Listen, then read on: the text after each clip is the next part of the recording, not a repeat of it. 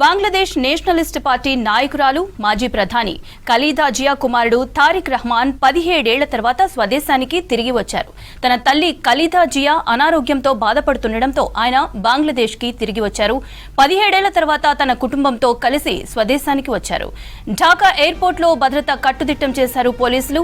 తారిక్ రహమాన్ రాకతో బీఎన్పీ కార్యకర్తలు హర్షం వ్యక్తం చేశారు. ఢాకా పూర్జాచల్లోని రిసెప్షన్ వేదిక దగ్గర భారీగా బీఎన్పీ మద్దతుదారులు తరలివచ్చారు.